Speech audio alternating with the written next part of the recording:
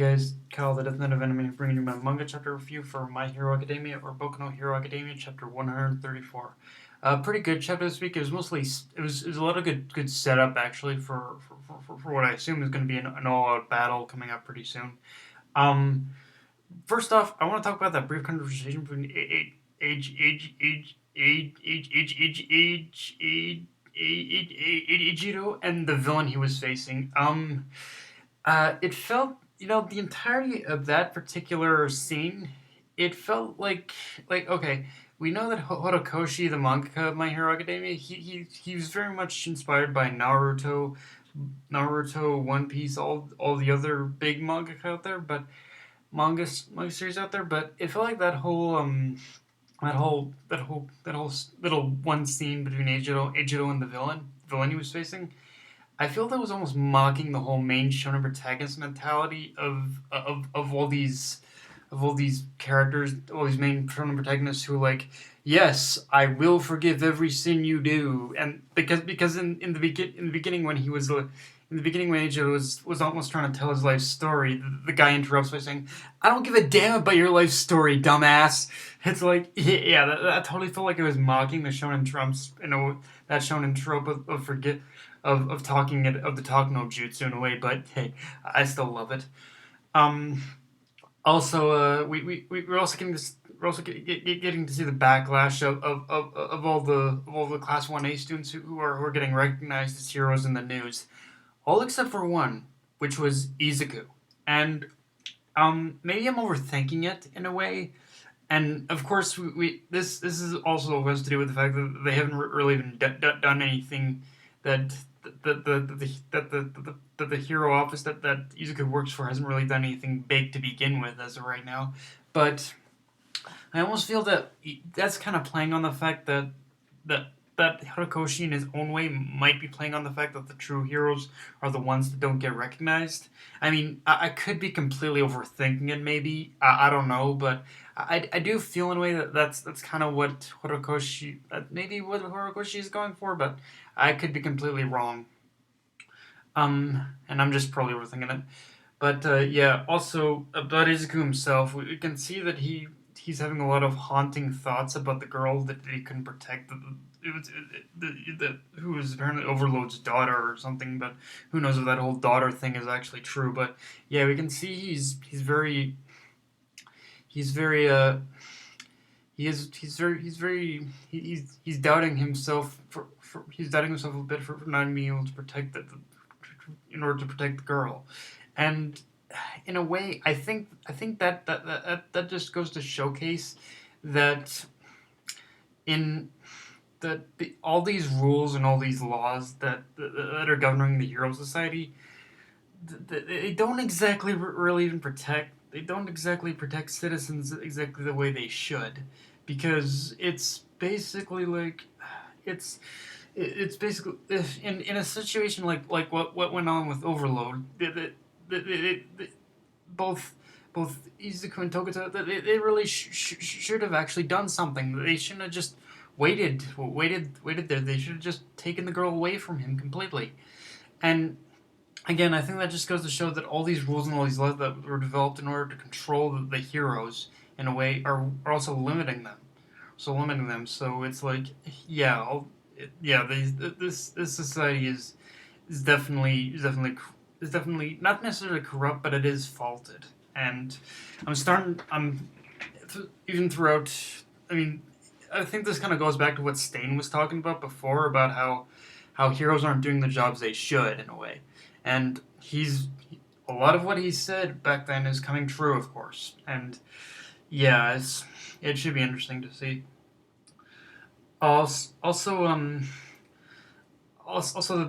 next biggest thing to talk about here is it happens at the end where it was where Night Eye basically gathers all these heroes who are both pros and rookies together in order to in order to prepare for assault on a Yakuza organization called the Eightfold Cleansers.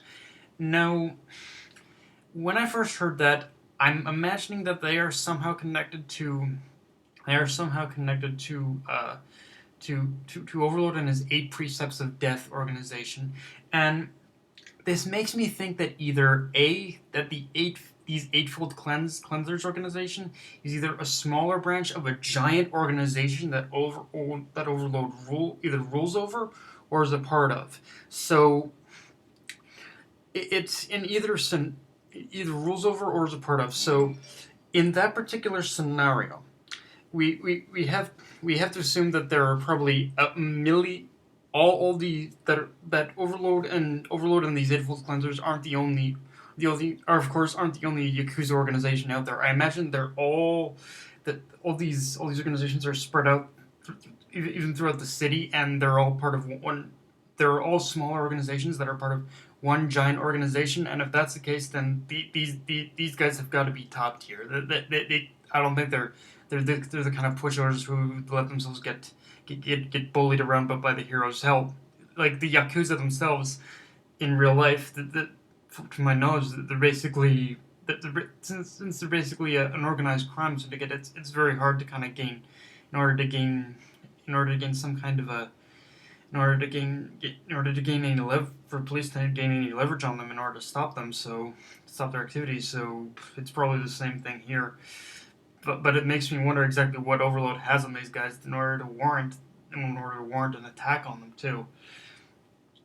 Also, yeah, but like I said, but again, going back to what I said about about the eight of the eightfold cleanse, going to say what I said about the eightfold cleansers being strong, you gotta really wonder how strong these motherfuckers are in order for Night Eye to have gathered all of these powerhouses. Because we of course got the students there. We also have Aizawa, Eraserhead, and as Grand as was Gran Torino there as well. So you have all these powerhouses here, and you got to wonder what exactly is going to go down. Like I'm because they have all these powerhouses here. I imagine these eightfold cleansers, they absolutely are not people to fuck with. I'm sure that they are they're going to be fucking dangerous to deal with. Um, I mean, yeah, but yeah, like I said, but yeah, I don't think. Yeah, these guys. I I imagine this is going to go into a full-on confrontation, almost similar to how the whole heroes. I imagine this is going to go in a similar way to how the whole heroes versus the villain alliance went, and with how the whole villain how the whole League of Villains raid went. I imagine it's going to go something like that, and if it is, then yeah, we're headed for an all-out battle, and I just can't wait to see exactly how strong these guys are, or what even kind of quirks they have. Because yeah, these guys have got to be powerful. I know I'm stressing this a lot, but these guys really have got to be powerful in order for Neda to call all these powerhouses in. But it should be interesting to see exactly how strong and what quirks they have in order for even Neda to take this big of an approach. It means he's probably afraid of them. So, but yeah, guys. So yeah, that's my review of Boku no Hero Academia, My Hero Academia, chapter 134. Again, a very awesome setup chapter. It's just introducing all the. It was setting up for what I believe to be a pretty big battle coming up, and yeah, with the battle with the Yakuza, and I imagine this is probably only the first step in taking out all these Yakuza branches in a way as well. So once these eightfold cleansers are gone, it's gonna be. I imagine that they're gonna go after all these other organizations as well. But yeah, guys, that's my review of My Hero Academia, Boku no Hero Academia. Get a great chapter, and I'll see you guys in the next one. Like, comment, subscribe, or follow me on Twitter and Facebook. Bye, guys.